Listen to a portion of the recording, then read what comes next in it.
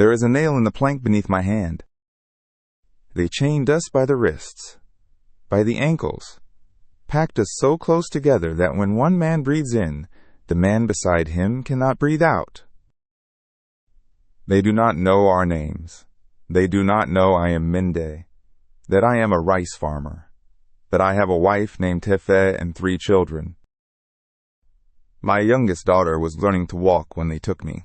She was holding onto the side of the house with both hands. She was laughing. That is the last thing I saw before the men came out of the trees. But I found a nail, and a nail is enough. Tonight, we take this ship, or we die trying. Either way, we die free. Welcome back to After Hours. I am Vaughn. In 1839, the transatlantic slave trade had already been outlawed. Britain banned it. The United States banned it. Spain signed treaties prohibiting it. By 1839, it was illegal under international law to kidnap human beings from Africa and transport them across the Atlantic. It was illegal, and it was still happening every single day. On the western coast of Africa, in what is now Sierra Leone, there was a slave fortress called Lomboko, a holding pen built on islands in the Galanus River, hidden from British Navy patrols by mangrove swamps. Run by a Spanish slave trader named Pedro Blanco, who had built an empire of human misery stretching from the river mouth to Havana. In early 1839, a young man was brought to Lomboko in chains. His name was Sengbe Pieh, 25 years old, Mende, a rice farmer from the interior of Sierra Leone, a husband, a father of 3, an ordinary man living an ordinary life, in a place where ordinary lives were worth stealing. 4 men seized him on a road near his village. They bound his hands. They gagged him. They marched him to the coast and sold him for goods worth about the price of a handgun, a bolt of cloth, some tobacco, a musket. That was the market value of his entire life. The world would come to know him as Joseph Cinque, the Spanish version of his name, twisted to fit a legal document. But his name was Sengbe Pieh, and he never stopped being Sengbe Pieh. This is episode 21, The Mutiny. Sengbe and roughly 500 captives were loaded onto a Portuguese slave ship called the Tacora. They were forced into the hold, chained wrist to wrist, ankle to ankle. The ceiling above them was 18 inches from their chests. They could not sit up. They could not roll over. The air was unbreathable within hours, 500 bodies in an enclosed space. The temperature exceeded 100 degrees. The journey from Africa to Cuba took 2 months. 1/3 of the captives died during the crossing. Dysentery, dehydration, smallpox, infections from where the shackles rubbed through their skin. When someone died, the crew dragged the body up and threw it overboard without ceremony. The splash was the only eulogy. Sengbe survived. He survived because somewhere in that darkness, he made a decision. He was going to get home. In Havana, 2 Spanish plantation owners named José Ruiz and Pedro Montes purchased 53 captives, including Sengbe. They loaded them onto a schooner called La Amistad. 6 free men above deck, 53 chained Africans below. And then, the cook, Celestino, decided to have some fun. They are animals, Captain. Animals do not get frightened. They get obedient. Celestino walked below deck with a lantern and a grin. He drew his finger across his throat. He pointed at the captives. He pointed at barrels of salted beef. He pantomimed chopping, slicing, grinding. Then he rubbed his stomach and licked his lips. He was telling them they would be killed, chopped up, and eaten. It was a joke. But the captives did not know it was a joke. Every cruelty they had experienced until that moment had been absolutely real. And that is when Sengbe Pieh decided that waiting was over.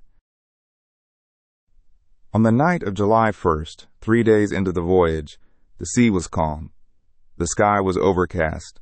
Most of the crew was asleep. Below deck, Sengbe had been working on something for days.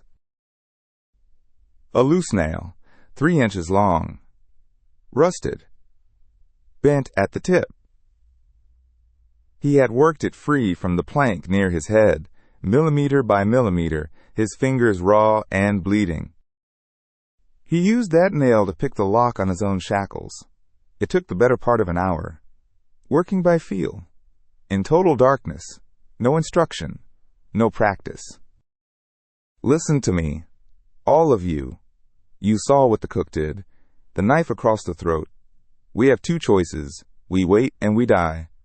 Or we take this ship tonight. I am with you. Tell me what to do, and I will do it. Stay close to me. When the chains come off, take my hand. We go up together. One by one, in the dark, in silence, Sengbe freed his fellow captives. It took hours. Some men wept when the chains came off. Some simply sat still, running their fingers over the grooves the shackles had carved into their wrists. When they were all free, Sengbe found the sugarcane machetes stored in the cargo hold. Farm tools, 2 feet long. In the hands of men who believed they were about to be slaughtered, they became something else entirely. Take one. Every man takes one. When I go up, you follow. No hesitation. No mercy. They showed us none. Around 3 in the morning on July 2nd, Sengbe led 53 barefoot Africans up the ladder and onto the deck. The salt wind hit their faces. After weeks in the suffocating dark, the open air felt like a new country. What happened next took less than 10 minutes. The Africans came up silent and fast, machetes in hand. Captain Ferrer fought back with a knife and a belaying pin. He slashed 2 Africans across the arms. He cracked one across the skull. Get him back below. Celestino, the muskets. Celestino never reached the muskets. Grabo cut him off at the base of the mainmast. The cook had time to recognize the faces of the men he had taunted 3 nights earlier. He died by the same machetes he had pantomimed. Sengbe reached the captain last. No more. Captain Ferrer died on the deck of his own ship. The 2 sailors escaped in a small boat. That left Ruiz and Montes. Both men begged for their lives. Please, do not kill me. I will do what you say, whatever you say. You bought us. You put us in chains. You let that cook tell us we would be chopped up and eaten, and you call this business. I should kill you. Every man on this deck wants me to. But I am not you. You live. You live because I choose it. But you will sail this ship east, back to the sun, back to where we were stolen from.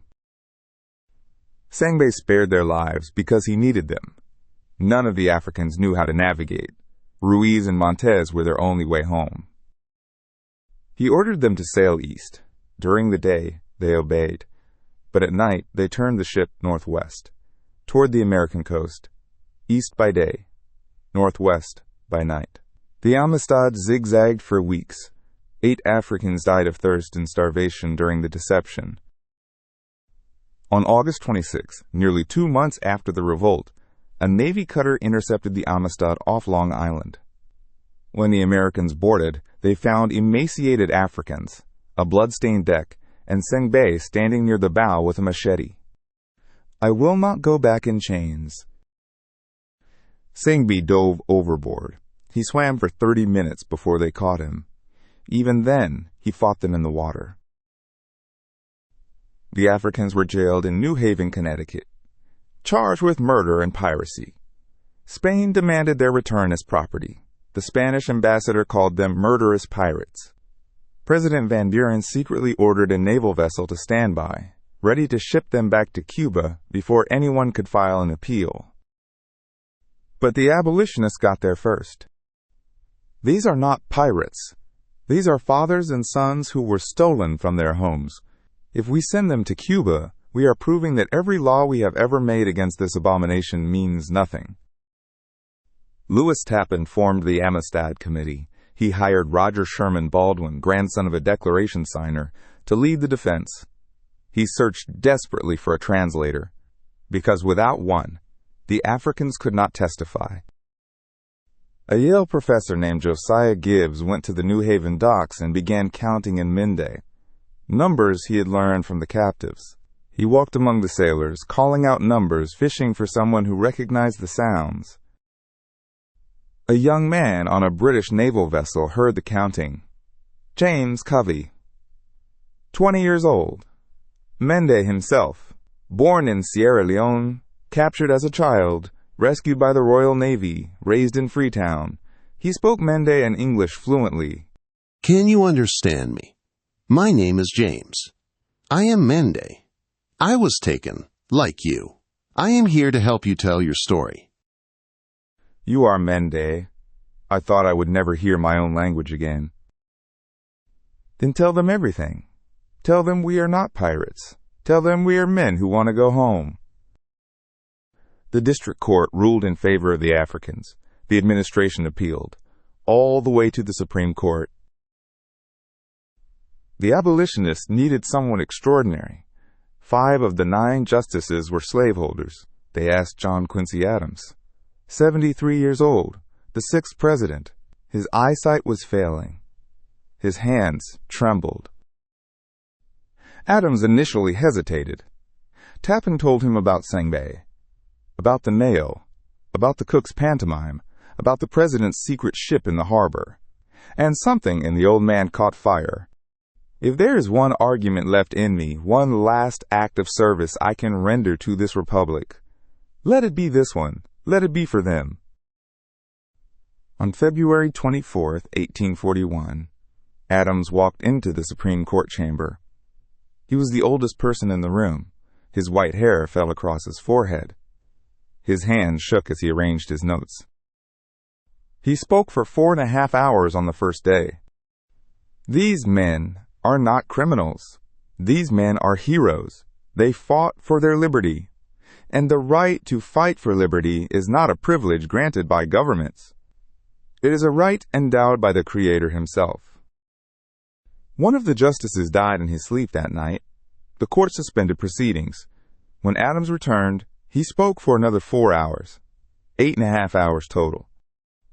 If this court sends these men back to Cuba, it will not be justice. It will be murder done with a gavel. On March 9th, the Supreme Court ruled 7-1. The Africans were free. The ruling was narrow. It did not end slavery. But it forced the country to look.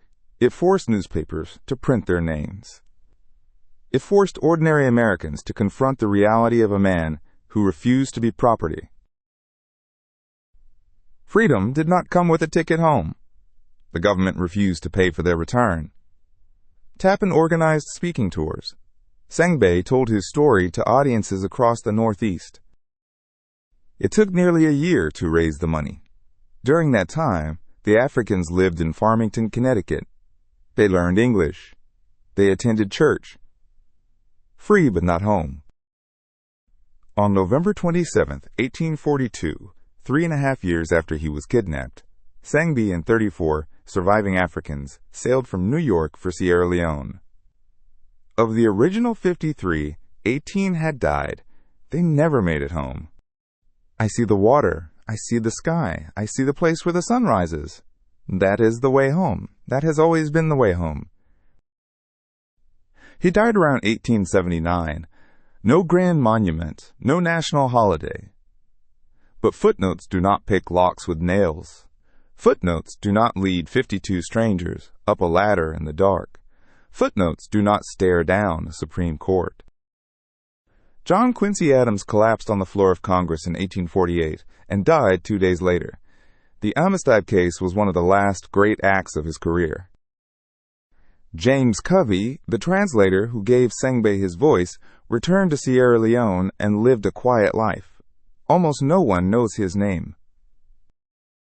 The Amistad Committee evolved into the American Missionary Association, which founded hundreds of schools for Black Americans after the Civil War. Fisk University, Hampton University, and several other historically black colleges trace their origins directly to the organization built to save Sengbe Pieh. There is a moment in the hold of the Amistad that I keep coming back to. It is dark, the air is unbreathable, the chains are cutting into skin. And somewhere in that darkness, a man finds a nail. Not a weapon, not a key, a nail. 3 inches of rusted iron. With that nail he picks a lock. With that lock he frees a hand. With that hand he frees a man. With that man he frees a ship. With that ship he starts a legal battle that echoes through a century. Sengbe Pieh did not wait to be rescued. He did not wait for abolitionists.